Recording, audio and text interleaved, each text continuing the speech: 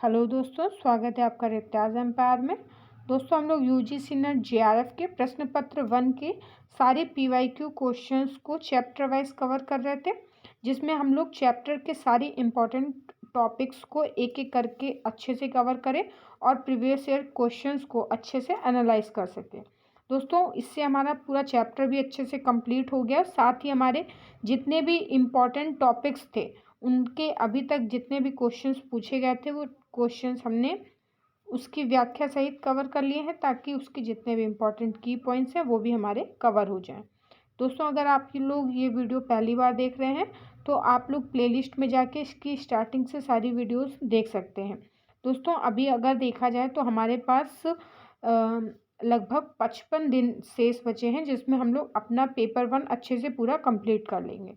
तो चलिए स्टार्ट करते हैं दोस्तों, टाइम बर्बाद नहीं करते हैं ज़्यादा। और दोस्तों, हम लोग इसका ये जो पहला चैप्टर है टीचिंग एप्टीट्यूड, ये अच्छे से पूरा कवर कर चुके थे और अभी फ़िलहाल में दोस्तों हम लोग इन्वायरमेंट कवर कर रहे हैं। हमारा दोस्तों अभी लोक विकास और पर्यावरण चैप्टर स्टार्ट हो चुका है और इसके भी दोस्तों हम लोग काफ़ी टॉपिक्स कवर कर चुके हैं। और आप लोग दोस्तों देख पा रहे होंगे इंडेक्स में कि हम लोग ये सारे टॉपिक्स यानी कि इन्वायरमेंट से रिलेटेड अभी तक जितने भी टॉपिक्स हैं और जिनसे क्वेश्चंस पूछे गए हैं वो सारे टॉपिक्स हम लोग एक एक करके कवर करेंगे। यानी कि क्योटो प्रोटोकॉल से आज तक जितने भी एग्जाम्स में क्वेश्चंस पूछे गए होंगे वो सारे हम लोग एक साथ कवर करेंगे, ताकि वो क्योटो प्रोटोकॉल के आपके छोटे छोटे की पॉइंट्स कि क्या हुआ था, कैसे हुआ था, कब हुआ था, वो सब भी हमारा तैयार हो जाए और साथ ही प्रीवियस ईयर क्वेश्चंस भी हम अच्छे से एनालाइज कर लें। दोस्तों, आज हमारा बायोमास टॉपिक स्टार्ट हो रहा है और ये हम लोग इस वीडियो में अच्छे से कवर करेंगे। हमारा पहला क्वेश्चन, नीचे 2 कथन दिए गए हैं जिसमें से एक को अभिकथन और दूसरे को उसका तर्क कहा गया है। तो दोस्तों, अभिकथन है, बायोमास से ऊर्जा उत्पादन को पारंपरिक रूप से कार्बन न्यूट्रॉन माना जाता है। तो दोस्तों, इसका तर्क दिया गया है, बायोमास के दहन से उत्सर्जित कार्बन ऑक्साइड का विकासशील बायोमास द्वारा उपयोग कर लिया जाता है। तो दोस्तों, इसका सही ऑप्शन देख लेते हैं। दोस्तों, ए ऑप्शन इसका सही हो जाएगा। ए और आर दोनों सही हैं और आर ए की सही व्याख्या है। दोस्तों, अगर आप लोग ये वीडियो पहली बार देख रहे हैं और बायोमास के बारे में पहली बार पढ़ रहे हैं तो आप लोग एंड में खुद एनालाइज करेंगे ये चीज़ कि जिसने बायोमास के बारे में अभी तक नहीं पढ़ा है और वीडियो के एंड में उसे भी बायोमास के बारे में लगभग जितनी इम्पोर्टेंट जानकारियां हैं वो सारी हो जाएंगी। इसीलिए वीडियो को एंड तक देखिए और किसी भी टॉपिक्स में आपको अगर कन्फ्यूज़न है या कोई ऐसा टॉपिक है जो आपको समझ में नहीं आता है या आपको टफ लगता है तो आप लोग उसको बार बार देखिए, बार बार सुनिए, बार बार पढ़िए, बार बार समझिए। वही चीज़ बार बार रिवीजन करने से हमें वो चीज़ अच्छे से याद हो जाती है। चलिए इसकी व्याख्या देख लेते हैं। अभिकथन और तर्क दोनों सही है। बायोमास से ऊर्जा उत्पादन द्वारा कार्बन डाइऑक्साइड मुक्त होता है और विकासशील बायोमास पे जैसे पौधों द्वारा प्रकाश संश्लेषण की क्रिया द्वारा उतनी ही CO2 की मात्रा का उपयोग कर लिया जाता है, जो बायोमास को कार्बन न्यूट्रल बनाती है। हमारा अगला क्वेश्चन है, निम्नलिखित में से किस ऊर्जा स्रोत के दहन पर प्रति इकाई ऊर्जा आउटपुट अथवा ऊष्मा की मात्रा पर कार्बन डाइऑक्साइड का उत्पादन अधिकतम होता है? तो दोस्तों, इसका ए ऑप्शन सही हो जाएगा, कोयला, सब बिटुमिनस। सभी ऊर्जा स्रोतों में से कोयला के दहन पर प्रति इकाई ऊर्जा आउटपुट तथा ऊष्मा की मात्रा पर कार्बन डाइऑक्साइड का उत्पादन अधिकतम होता है। कोयले का बहुप्रख्यात सहायक तत्व कार्बन डाइऑक्साइड है, जो किसी क्षेत्र से 65.8% कार्बन डाइऑक्साइड उत्सर्जन के लिए उत्तरदायी है। हमारा अगला क्वेश्चन है दोस्तों, बायोमास ईंधनों के उनके प्रति इकाई परिमाण में ऊर्जा के अंश के संबंध में सही क्रम को पहचानें। दोस्तों, इसका डी ऑप्शन सही हो जाएगा, नारियल खोल, फिर गोबर, सूखा गोबर, छटनी ना किया गया घरेलू कचरा। चलिए इसकी व्याख्या समझ लेते हैं। जीवित जीवों अथवा हाल ही में मरे हुए जीवों से प्राप्त पदार्थ जैव मात्रा या जैव संहति या बायोमास कहलाता है। प्रायः यहाँ जीव से आशय पौधे से है। बायोमास ऊर्जा के स्रोत हैं जिन्हें जलाकर उपयोग किया जाता है या इनको विभिन्न प्रकार के जैव ईंधन में परिवर्तित करने के बाद इस्तेमाल किया जा सकता है, जैसे गन्ने की खोई, धान की भूसी, नारियल खोल और सूखा गोबर यानी कि जो गोबर के उपले होते हैं उससे बोलते हैं। और अनुपयोगी लकड़ी, घरेलू कचरा इत्यादि। बायोमास ईंधनों के प्रति परिमाण में ऊर्जा के अंश के संबंध में सही क्रम दोस्तों निम्नलिखित है, जैसे कि नारियल खोल, सूखा गोबर, छट्टी न किया हुआ घरेलू कचरा।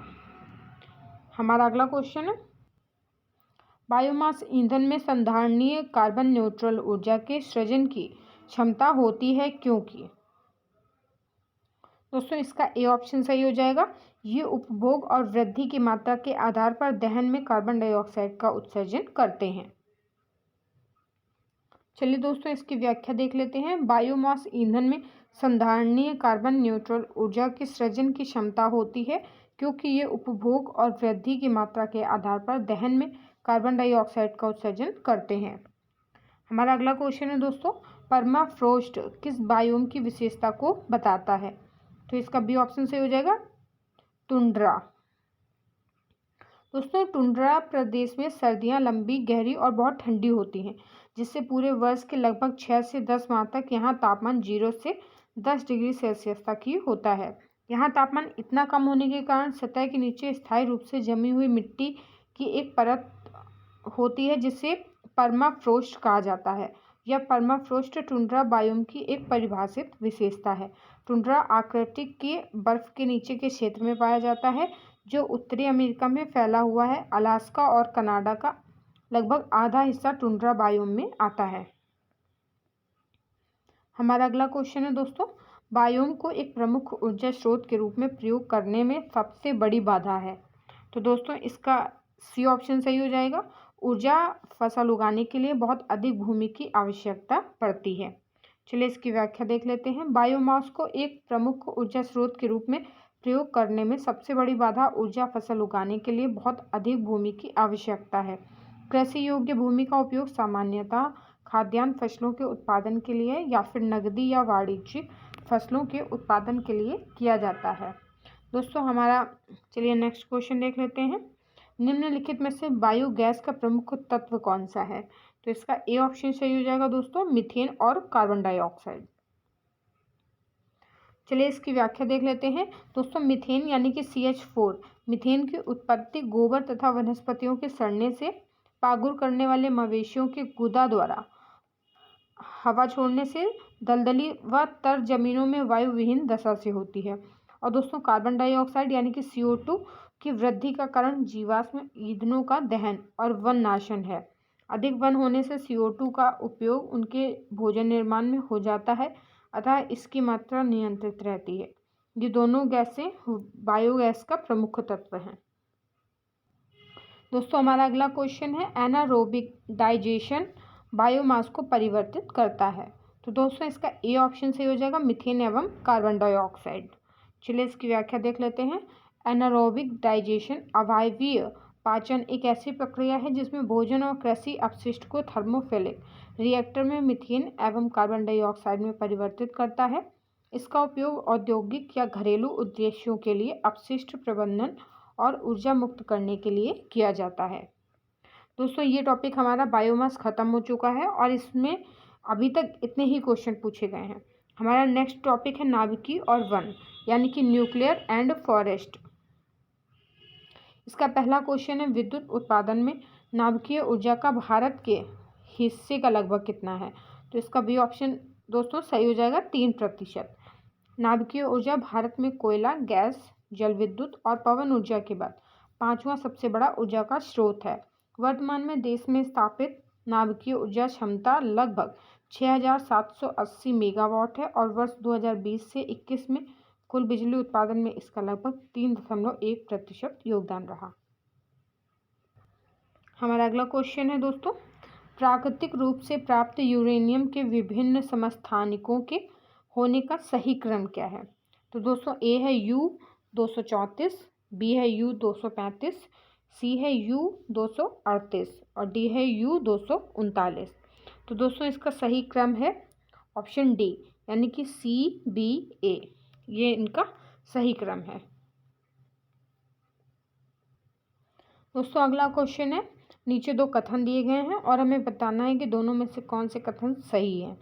तो दोस्तों कथन 1 है, पहला कथन है इसमें, स्वाभाविक रूप से डीजल वाहनों से हाइड्रोकार्बनों और कार्बन मोनोऑक्साइड का उत्सर्जन काफ़ी कम होता है। और दोस्तों कथन दूसरा है, डीजल चालित वाहन स्वाभाविक रूप से पेट्रोल चालित वाहन की तुलना में अधिक ईंधन क्षम होते हैं। तो दोस्तों इसका पहला कथन और दूसरा कथन दोनों ही कथन सत्य हैं, यानी कि इसका ए ऑप्शन सही हो जाएगा। कथन पहला और दूसरा दोनों ही सही हैं। चलिए इसकी व्याख्या देख लेते हैं। स्वाभाविक रूप से डीजल वाहनों में हाइड्रोकार्बनों और कार्बन मोनोऑक्साइड का उत्सर्जन काफ़ी कम होता है, क्योंकि डीजल चलित वाहन स्वाभाविक रूप से पेट्रोल चलित वाहन की तुलना में अधिक ईंधनक्षम होते हैं। हमारा अगला क्वेश्चन है दोस्तों, भारत के पास विशाल थोरियम भंडार है जो आणविक ऊर्जा का सक्षम ऊर्जा स्रोत है। यह थोरियम भंडार मुख्यतः कहाँ है? तो दोस्तों इसका सी ऑप्शन से हो जाएगा, केरल के समुद्र के तटीय बालू में। दोस्तों भारत के पास विशाल थोरियम भंडार है जो कि आणविक ऊर्जा का सक्षम ऊर्जा स्रोत होता है। थोरियम भंडार मुख्यतः केरल समुद्र के तटीय बालू में स्थित है। अगला क्वेश्चन है, एक डिश सोलर कुकर है। दोस्तों ए दिया गया है, एनोडाइज्ड एल्यूमिनियम शीट की परावर्तक सामग्री का बना होता है। और बी है, 50% की परावर्तकता 50% से कम होती है। सी है, लगभग 0.6 किलोवाट विद्युत उत्पादन करने के लिए सूर्य के अभिमुख रहता है। डी है दोस्तों, आयातित सौर विकिरण को सांद्रित करने के लिए परवलयी डिस्क का उपयोग करता है।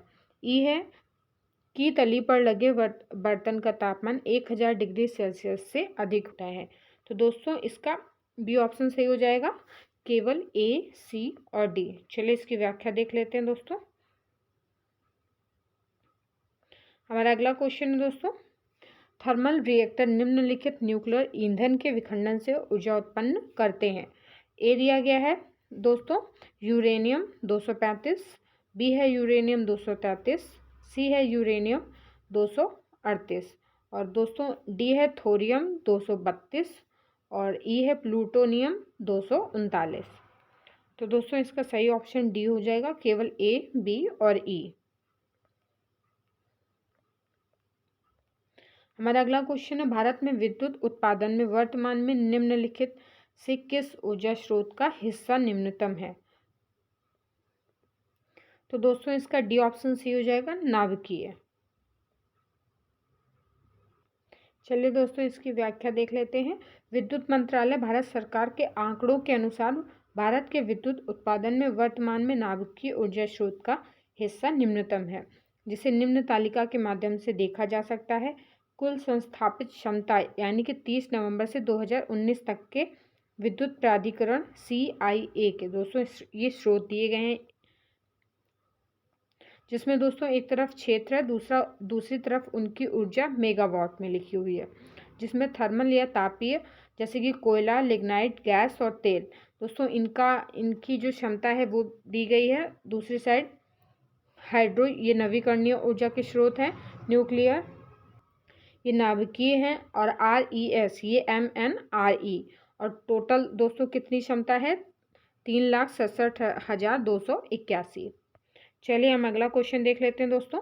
केंद्रीय वानिकी आयोग यानी कि CFC के अनुसार हमारे देश में कितने प्रकार के वन पाए जाते हैं? तो इसका डी ऑप्शन सही हो जाएगा दोस्तों, 16 प्रकार के। तो दोस्तों केंद्रीय वानिकी आयोग यानी कि CFC के अनुसार हमारे देश में लगभग 16 प्रकार के वन पाए जाते हैं। दोस्तों इस संस्था को भी याद कर लीजिएगा, कई बार ये भी पूछा जा सकता है कि वो कौन सी संस्था है, तो केंद्रीय वानिकी आयोग। हमारा अगला क्वेश्चन है, निम्नलिखित में से कौन सी आपदा नाभिकीय आपदा की श्रेणी में आती है? तो ए है फुकुशिमा आपदा, चेरनोबिल आपदा, 3 माइल आइसलैंड घटना, द लव केनॉल डिजास्टर। दोस्तों इसका ए ऑप्शन सही हो जाएगा, ए, बी और सी।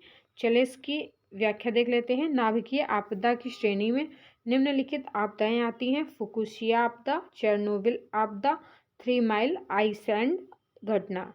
दोस्तों फुकुशिमा आपदा जापान के फुकुशिमा परमाणु संयंत्र से फैलने वाला एक नाभिकीय आपदा है और चेरनोबिल आपदा 1986 में यूक्रेनी शहर चेरनोबिल के परमाणु संयंत्र से हुई सबसे बड़ी नाभिकीय आपदा है। हमारा अगला क्वेश्चन है, निम्नलिखित में से न्यूनतम प्रदूषण उत्पन्न करने वाली ऊर्जा उत्पादक तकनीक है। दोस्तों इसका सी ऑप्शन सही हो जाएगा, फिशन आधारित नाभिकीय ऊर्जा। दोस्तों एक साथ देख लेते हैं, फोटोवोल्टिक सेल न्यूनतम प्रदूषण उत्पन्न करने वाली ऊर्जा उत्पादक तकनीक है। हमारा अगला क्वेश्चन है, भारत में ईंधन स्रोतों से प्रदूषकों का सर्वाधिक उत्सर्जन होता है। तो दोस्तों किस ईंधन स्रोतों से प्रदूषकों का सर्वाधिक उत्सर्जन होता है? तो इसका भी ऑप्शन सी हो जाएगा, जलावन द्वारा। दोस्तों भारत में ईंधन स्रोतों से प्रदूषकों का सर्वाधिक उत्सर्जन जलावन द्वारा होता है, क्योंकि इससे CO2 का उत्सर्जन अधिक होता है। हमारा अगला क्वेश्चन है, भारत सरकार की जलवायु कार्य योजना के अंतर्गत 8 लक्ष्यों में निम्नलिखित में से कौन सम्मिलित नहीं है? तो इसका डी ऑप्शन सही हो जाएगा दोस्तों, नाभिकीय ऊर्जा। बाकी सौर शक्ति, वनीकरण और अपशिष्ट ऊर्जा ये सम्मिलित हैं। चलिए इसकी व्याख्या में पूरे 8 के 8 लक्ष्य समझ लेते हैं। भारत सरकार की जलवायु कार्य योजना के अंतर्गत 8 लक्ष्य इस प्रकार हैं। दोस्तों सौर ऊर्जा, ऊर्जा क्षमता बढ़ाना, टिकाऊ विकास, जल संरक्षण, हिमालयी पारिस्थितिकीय तंत्र को टिकाऊ बनाना, ग्रीन इंडिया, टिकाऊ कृषि तथा जलवायु परिवर्तन के लिए ज्ञान का रणनीतिक मंच। दोस्तों इन 8 को आप लोग अच्छे से पढ़ लीजिएगा। हमारा अगला क्वेश्चन है, भारत में विद्युत उत्पादन में नवीकरणीय ऊर्जा स्रोतों का प्रतिशत भाग है। तो इसका सी ऑप्शन सही हो जाएगा दोस्तों, 10 से 12%। प्रश्नकाल में भारत में विद्युत उत्पादन में नवीकरणीय ऊर्जा स्रोत का प्रतिशत दोस्तों 10 से 12% था, लेकिन वर्तमान में ये 12.45% है। हमारा अगला क्वेश्चन है दोस्तों, वर्ष 2022 तक बायोमास से विद्युत उत्पादन हेतु सरकार का लक्ष्य है। चलिए दोस्तों इसकी व्याख्या देख लेते हैं। पर्यावरण मित्रवत कदम के रूप में प्रधानमंत्री ने वर्ष 2015 के पेरिस जलवायु सम्मेलन COP21 में भारत सरकार की ओर से एक महत्वपूर्ण निर्णय की घोषणा की, जिसके अनुसार भारत सरकार ने नवीकरणीय ऊर्जा स्रोतों से वर्ष 2022 तक 175 गीगावाट विद्युत उत्पादन का महत्वाकांक्षी लक्ष्य निर्धारित किया है। इसमें सौर ऊर्जा से 100 गीगावाट, पवन ऊर्जा से 60 गीगावाट, बायोमास से 10 गीगावाट तथा लघु जल विद्युत परियोजनाओं से 5 गीगावाट विद्युत ऊर्जा उत्पादन का लक्ष्य है। इस प्रकार अभीष्ट उत्तर दोस्तों इसका डी सही होगा। हमारा अगला क्वेश्चन है दोस्तों अगले क्वेश्चन में हमें याद है अभिकथन और दूसरा उसका तर्क यानी कि कारण है। तो अभिकथन है, शहरी क्षेत्रों में जाड़े के दिनों में अक्सर धूम कोहरे की घटनाएं घटित होती हैं। दोस्तों इसका तर्क दिया गया है, जाड़े के मौसम में लोग गर्म करने के प्रयोजन से या स्वयं को गर्म रखने के लिए बड़ी मात्रा में जैव संहति या बायोमास को जलाते हैं। तो दोस्तों इसका सही ऑप्शन सी हो जाएगा, ए, परंतु आर दोनों सही है और आर ए की सही व्याख्या नहीं करता।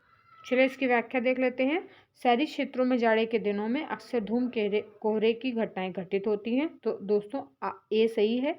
जाड़े के मौसम में लोग गर्म करने के प्रयोजन से या स्वयं को गर्म रखने के लिए बड़ी मात्रा में जैव संहति या बायोमास को जलाते हैं। तर्क सत्य है, परंतु आर ए की सही व्याख्या नहीं करता है। हमारा अगला क्वेश्चन है, निम्नलिखित ऊर्जा ईंधनों में कौन सा ईंधन पर्यावरण के लिए सबसे अनुकूल है? तो इसका ए ऑप्शन सही हो जाएगा, हाइड्रोजन।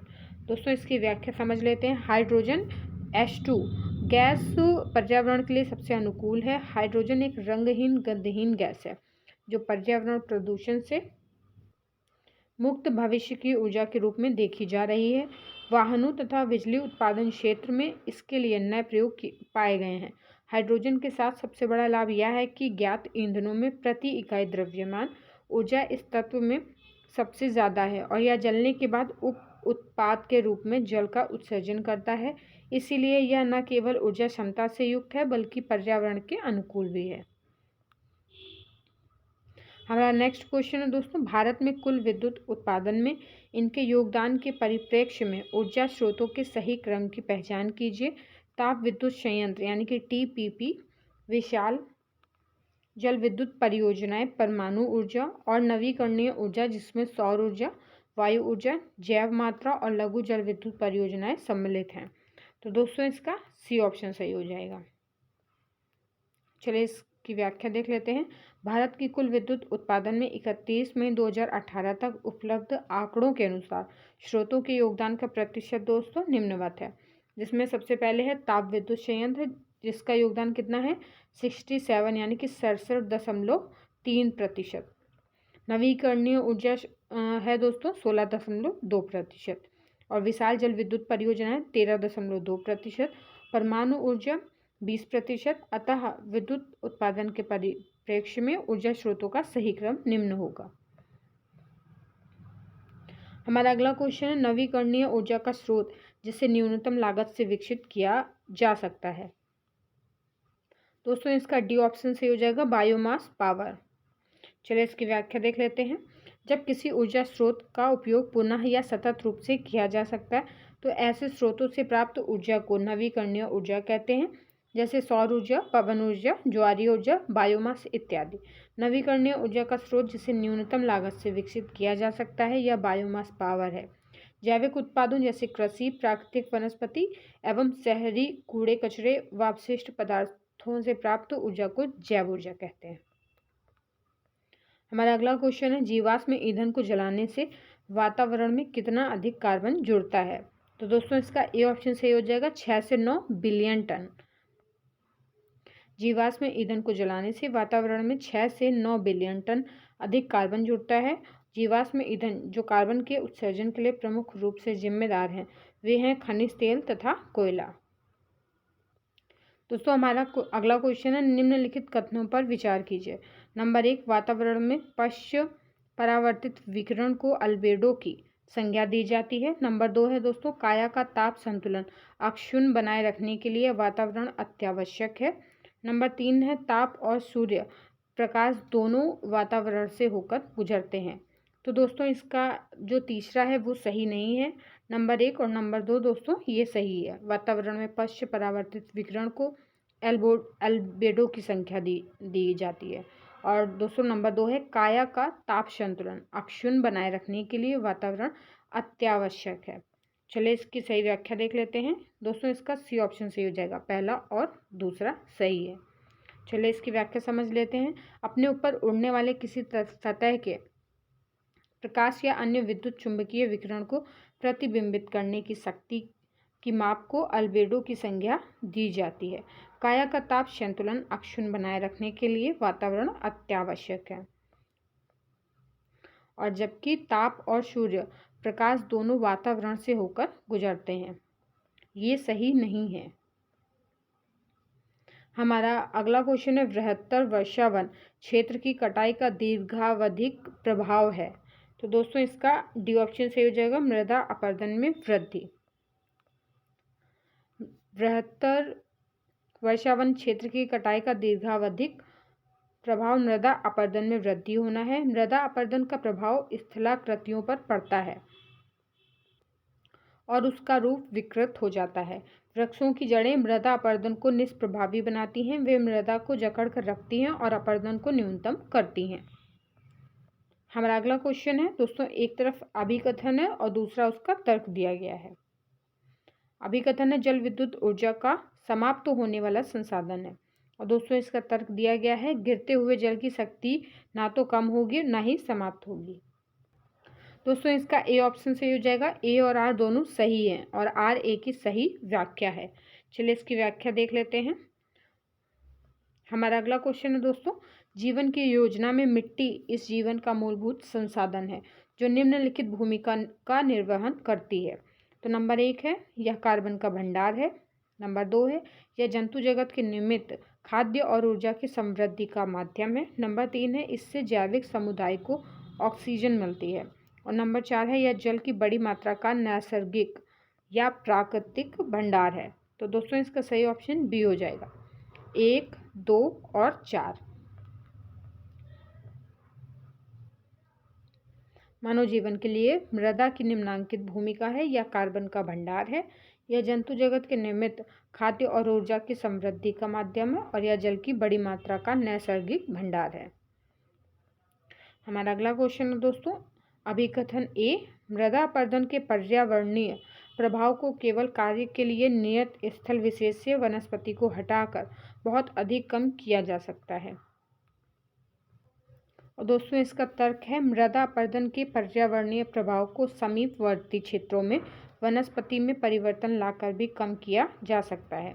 तो दोस्तों इसका अभिकथन और तर्क दोनों ही सही है, लेकिन ये इसकी सही व्याख्या नहीं करता, यानी कि तर्क अभिकथन की सही व्याख्या नहीं करता है।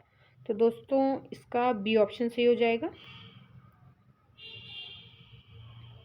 दिया गया अभिकथन की मृदा अपरदन के पर्यावरणीय प्रभाव को केवल कार्य के लिए नियत स्थल विशेष से वनस्पति को हटाकर बहुत अधिक कम किया जा सकता है सही है, जबकि तर्क आर कि मृदा अपरदन की पर्यावरणीय प्रभाव को समीपवर्ती क्षेत्रों में वनस्पति में परिवर्तन लाकर भी कम किया जा सकता है भी सही है, किंतु तर्क आर अभिकथन ए का सही स्पष्टीकरण नहीं है। हमारा अगला क्वेश्चन है वन्य जीव प्रजातियों के संदर्भ में क्या सत्य है। ए है दोस्तों समाप्त हो जाने वाला, बी है संधार्य, सी है अनवीकरणीय, डी है नवीकरणीय और ई है न समाप्त होने वाला। तो इसका ए ऑप्शन सही हो जाएगा, ए बी सी। वन्य जीव दुनिया के सभी परितंत्रों यानी कि इकोसिस्टम में पाए जाते हैं। वन्य जीव प्रजातियों के संदर्भ में निम्न कथन सत्य हैं, समाप्त हो जाने वाले, नवीकरणीय और संधार्य। हमारा अगला क्वेश्चन है नीचे एक कथन एवं उसके पश्चात 3 कार्य योजनाएं क्रमांक 1, 2 और 3 दिए गए हैं। ऐसी योजना छांटो जो तार्किक रूप से कथन के अनुरूप है। तो दोस्तों इसका कथन क्या है, परमाणु ऊर्जा देश को सुरक्षित नहीं रख सकती है। कार्य योजना, तो दोस्तों इसका पहला कथन है परमाणु ऊर्जा को बढ़ाने हेतु खर्च हमें बंद कर देना चाहिए। दूसरा है सुरक्षा के लिए हमें एक गैर परमाणु ऊर्जा प्रणाली का विकास करना चाहिए। और तीसरा है परमाणु शक्ति को निवारक के रूप में रखना चाहिए। तो दोस्तों इसमें से कौन सा सही है कौन सा गलत है। इसका बी ऑप्शन सही हो जाएगा, ओनली, केवल, दूसरा और तीसरा अनुसरण करता है। चलिए इसकी एक बार व्याख्या अच्छे से समझ लेते हैं दोस्तों, अगर किसी को कन्फ्यूज़न रह गया हो क्वेश्चन में। कथन दोस्तों इसका है परमाणु ऊर्जा देश को सुरक्षित नहीं रख सकता है। तो हमें जो 3 सेंटेंस दिए गए हैं दोस्तों वो इस सेंटेंस को कितना अच्छे से बताता है। जैसे कि इसकी कार्य योजना है सुरक्षा के लिए हमें एक गैर परमाणु ऊर्जा प्रणाली का विकास करना चाहिए और परमाणु शक्ति को निवारक के रूप में रखना चाहिए। दोस्तों ये हमारे 2 टॉपिक आज की वीडियो में अच्छे से कवर हो चुके हैं। और इस हमारा जो नेक्स्ट टॉपिक है प्राकृतिक जोखिम और आपदाएं न्यूनीकरण की युक्तियाँ, ये दोस्तों हम लोग अगली वीडियो में कवर करेंगे। और आज की वीडियो के लिए दोस्तों हम लोगों के काफ़ी टॉपिक्स 2 टॉपिक्स और काफ़ी क्वेश्चंस हो गए, तो आप लोग अच्छे से रिवीजन करते रहिए।